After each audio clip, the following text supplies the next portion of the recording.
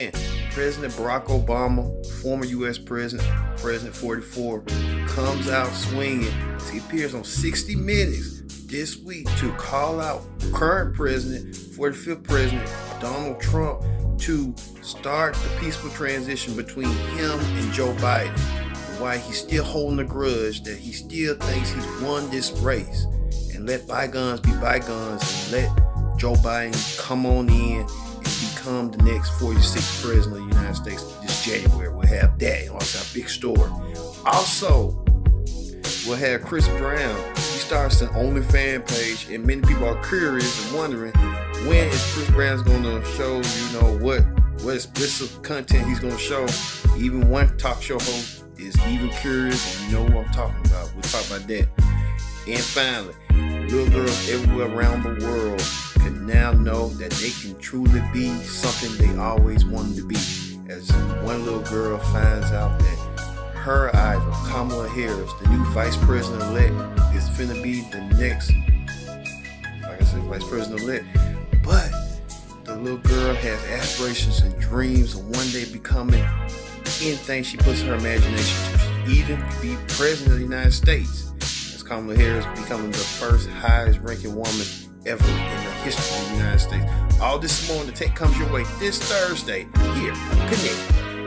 Hello everyone, welcome to this edition of The Take on this Thursday, November 19th, 2020. We are merely 1 week away from many people's favorite dinner, favorite thing to do, Thanksgiving, where you can eat a lot of stuff in the cranberry, the sauce and all that.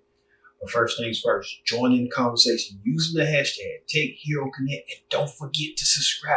Subscribe is caring. Tell a friend, call a friend, subscribe. Subscribe to The Take. We have an eventful week of pop culture here, the hub of pop culture here on The Take. Let's get started with the big story. The big story this week is, his first TV interview since Joe Biden's election victory. Former President Barack Obama sits down with CBS's Gayle King to just talk about his memo, The Promised Land, in life after, in and out the White House. Obama holds nothing back, even against his successor. This. President Trump refuses to concede. This morning, former President Obama is urging Trump to live up to his own motto and put America first. My advice to President Trump is, if you want at this late stage in the game to be remembered as somebody who put country first, it's time for you to do the same thing. In his first interview since the election, Obama says Trump is denying reality, describing his behavior as a danger to democracy. When your time is up,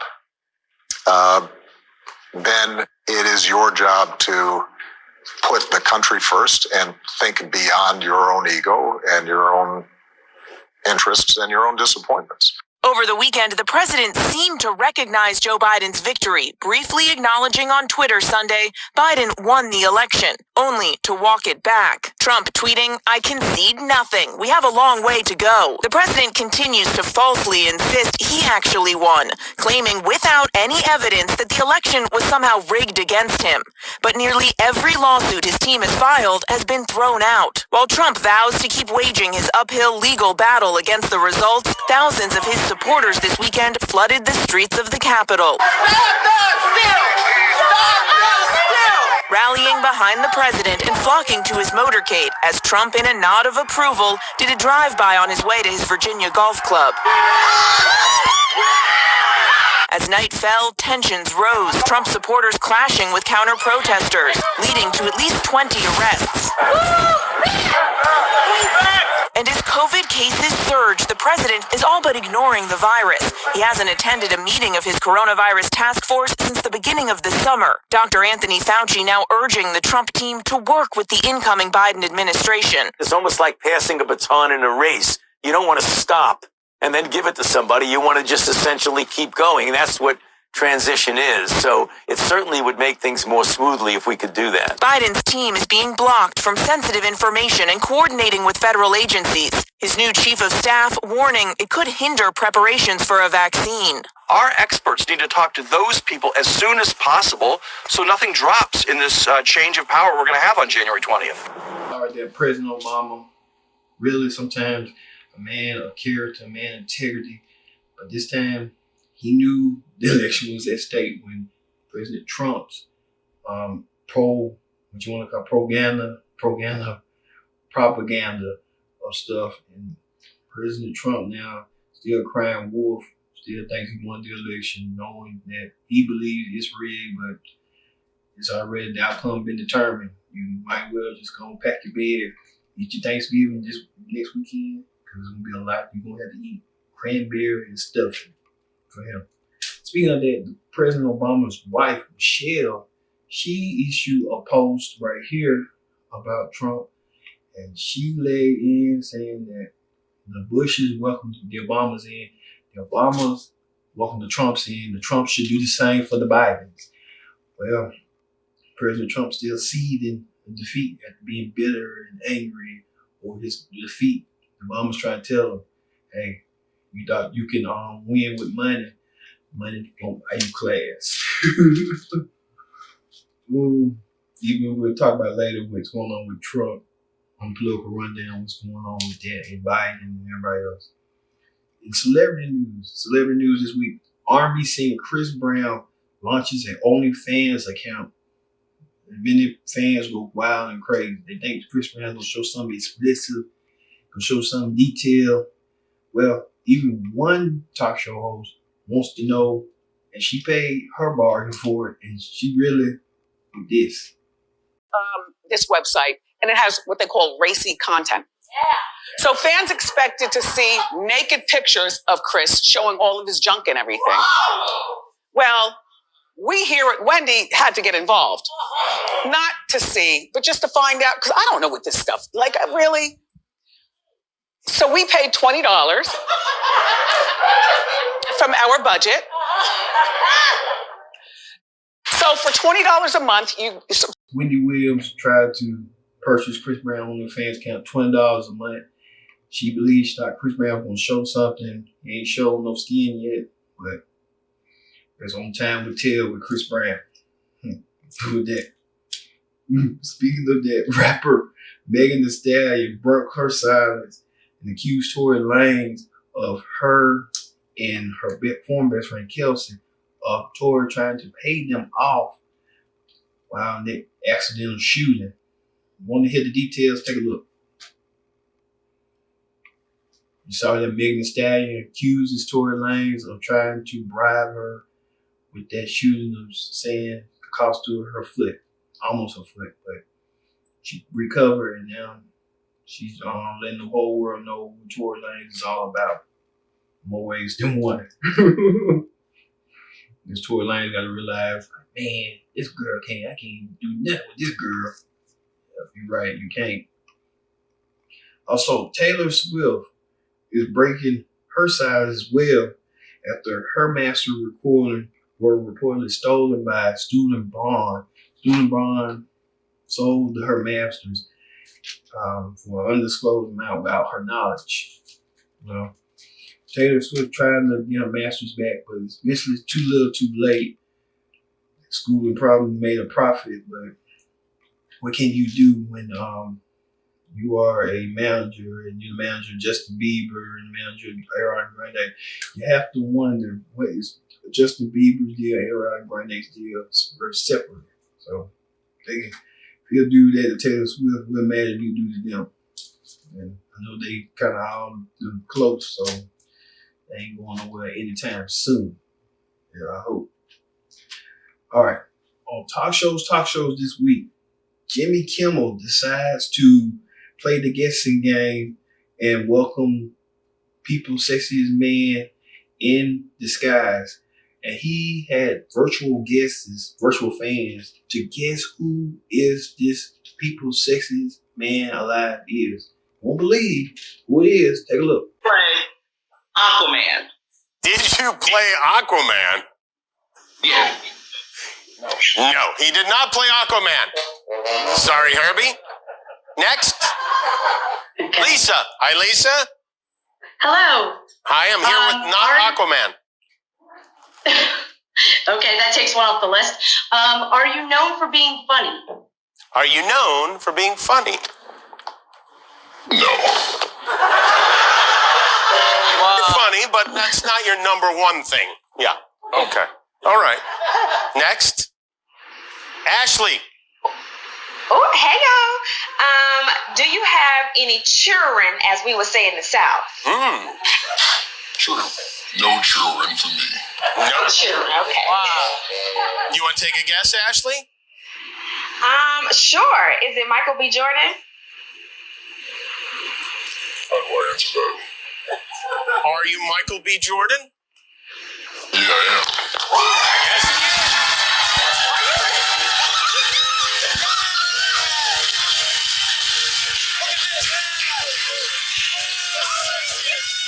All right there, the black chick was shocked and applause. Michael B. Jordan. Michael B. Jordan gets the nod, makes the list as people's sexiest man alive for 2020. Got Michael B. Jordan on his way to this new accomplishment and stuff. Wonder what Michael B. Jordan was having in that yellow suit all day. Never know. A lot of people are kind of rave reviews about it. Even the women on The View had this to say. Women on The View gave their rave reviews and opinions on Michael B. Jordan becoming people's sexiest man alive. He did on Jimmy Kimmel, which that was odd, but that works for him and Jimmy Kimmel. I don't know what kind of working relationship Jimmy Kimmel and people got, but hey, it was ratings. All right, on the real, the women of the real brought former Real Housewives star Nene Leakes to the show to discuss life after Real Housewives and what's next for Nene going forward. Take a look. 2008. So what does the next chapter of your life look like? I hope it looks up. No, but I am an entrepreneur. You know, I really love being an entrepreneur. So I am hoping that my entrepreneur life really takes off. And I want to continue to do television. Nene, how do you think you've evolved over the course of your run on the show? Well, I've evolved in a lot of ways as a mother, as a friend, as a wife. I've just learned so much. I've been doing reality TV for so long. I've learned a lot of patience. My life has just changed a lot. And sometimes, you know, I was just talking to this with my glam crew. Sometimes people are, I don't know, they say you changed. And I think it's a good thing to grow up and change. I agree. Do you think you outgrew the Real Housewives of Atlanta? That's why you left, Nene? I definitely outgrew a lot of the situations that were happening. But by no means was Real Housewives a horrible thing for me. It really opened up a lot of doors of opportunity for me. And, you know, doing reality TV is bittersweet. And it was bittersweet for me.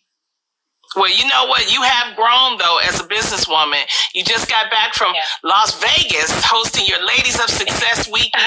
What led you to start the organization, Nene? Yeah, you know, I love Ladies of Success. As I was saying earlier, it's for entrepreneur women. You know, I want to be Nene Leakes still look like she's upset, Billy. She's trying to act like she doesn't want to be bothered with it, but you can tell she bothered with it. And she kind of trying to resent the fact that Bravo tried to give her a couple episodes, but she wanted the whole enchilada, and she couldn't get the whole enchilada. So I didn't go. Whoa, man. What's next for Nene? She'll be back. She said that all the time, but she'll be back. She said one minute they have a fall now, one minute they fall back in. So you know how that goes. All right, you fall back in with us after this. In a minute, we'll be right back with more tape. Don't go anywhere. Stay tuned.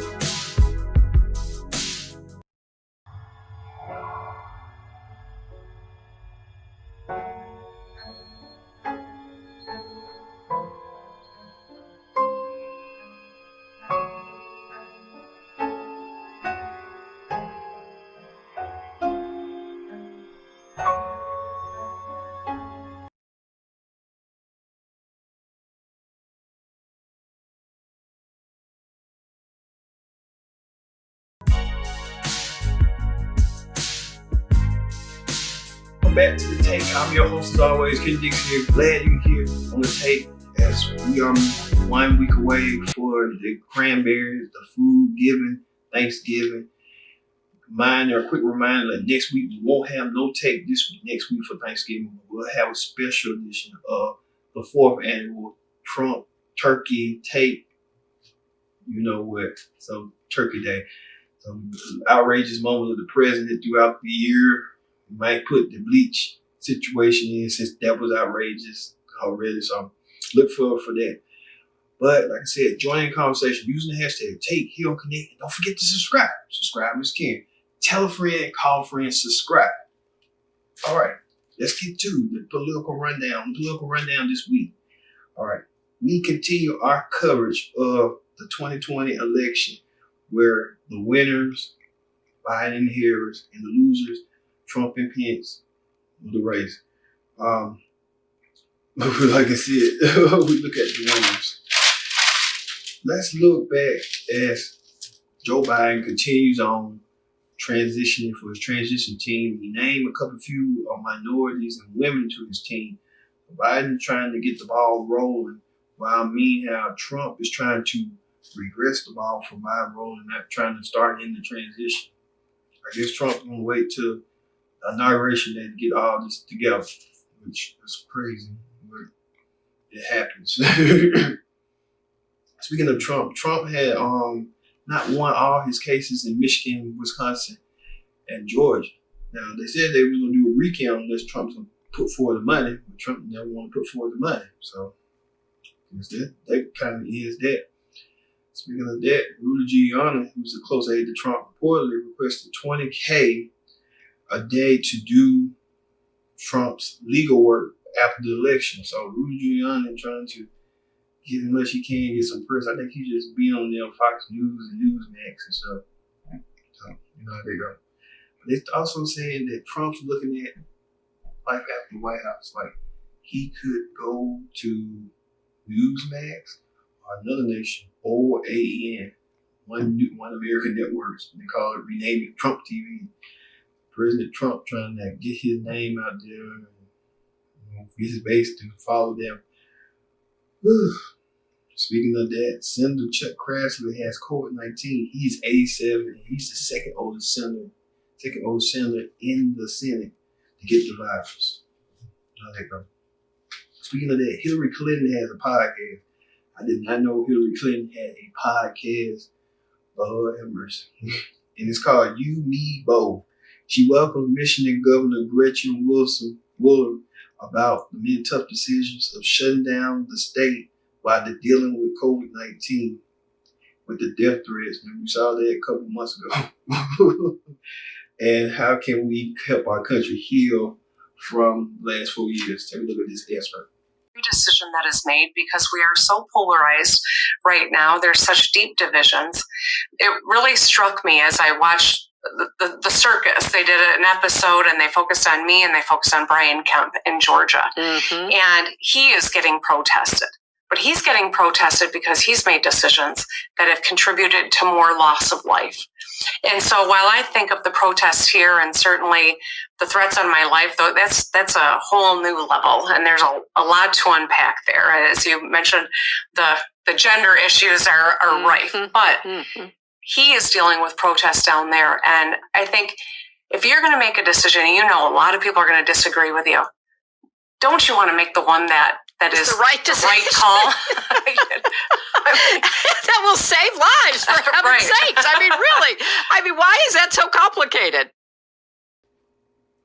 You saw that excerpt on Hillary Clinton. I did not know Hillary Clinton had a podcast. Now, I know Michelle Obama had a podcast. Now Hillary Clinton gets into the podcast. Where we next? Michelle, Barack Obama. Everybody in politics want podcasts. That's what it is. That's what it's going to be going forward. Oh, God. All right. On the reality show clip down this week, on Braxton Family Values, everyone's getting set for Trina's wedding. Well, Mama Braxton accidentally sat in the wrong seat, and Mama Braxton had a premonition with this. That's the wrong seat. You set mommy at daddy's table. Move her to Jamie's table. That's the wrong seat. You're at the wrong table. Oh my Lord. Okay. I got you. All right. I thought I recognized her. She did not seem to be happy. She looked so sad. I don't know. Something was going on with her. And I didn't ask her because it wasn't my business. But I'm glad they sat me there. I'm so glad they sat me there. And I'll tell you why I'm glad they sat me there.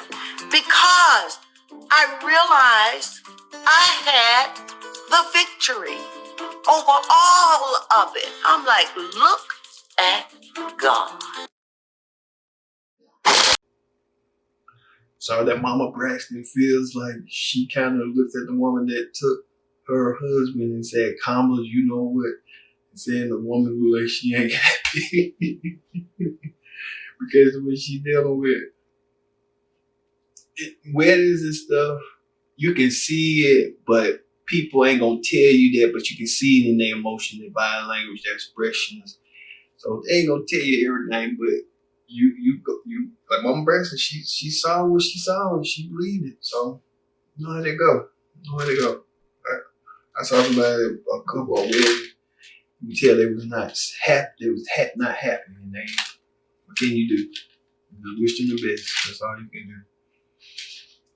Also on news this week, Walmart announced free Thanksgiving dinner for everyone. So I guess they want to help out during this pandemic and show that Walmart cares. Walmart is willing to help. So kudos to Walmart on that. Also, there's been reports that Reading Rainbow host LeVar Burton has been, been petitioned to host Jeopardy after Al Trebek, who passed away a couple weeks ago.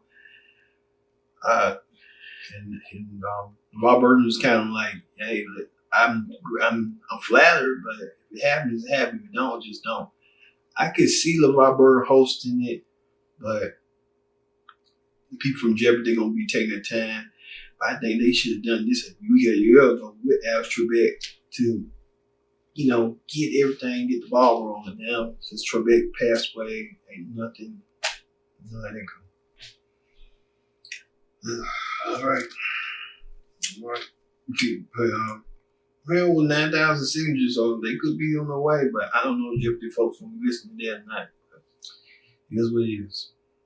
Speaking of that, Dolly Parton says that she's donating $1 million to Vanderbilt University Hospital for the COVID-19 research. So Dolly Parton putting her wheels on meals on the charge. So good for Dolly.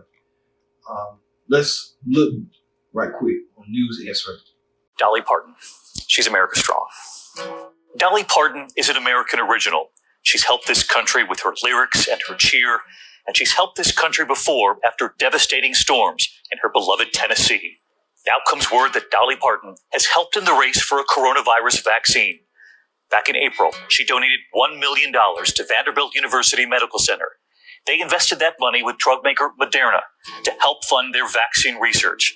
And of course, Moderna is now one of 2 vaccines showing real promise in this country. Dolly's saying today, when I donated the money to the COVID fund, I just wanted it to do good. And evidently, it is. Let's just hope we can find a cure real soon. Dolly Parton's lyrics have long told the story of her humble roots, of Americans caring for one another, of enduring love. I will always love you.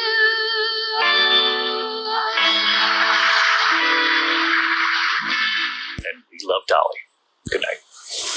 All right. Good for Dolly Parton for doing that. It's commendable. That's why I'm reading her book right now. Who is Dolly Parton? It's available in bookstores everywhere. You know, to go Books A Million, Dolly Parton, you tell, smile on her face, touch your backyard. So, great read. All right, and finally, the viral video of the week. The viral video of the week is, all right, imagine you watching history being made as a little girl watches Kamala Harris take her throne, into history. And you won't believe what this. And that's Kamala Harris. And if they win, which it's looking like they're going to, she's going to be the very first woman vice president. So, like, the boss of all of the United States. Yeah, that looks like you. Can you believe that? Yeah.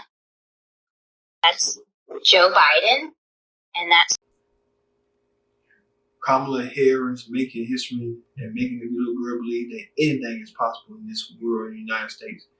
You can be vice president, you can be president one day. It can happen. So, seeing is believing. So, look for that. All right. Thank you all for watching this edition of Take. Won't be on Take next week because it's Thanksgiving. We'll have a special take with the Takes Trump Turkey Day. 4th. We're going to talk about a whole bunch. Using the bleach. All this and more. All right. Thank you all for watching. We'll see you next week. Not next week we'll see you 2 weeks from now. But next week, it's going to be a special take. So, I've been your host, Ken Dixon, and so long. We'll see you next time for another edition of The Take.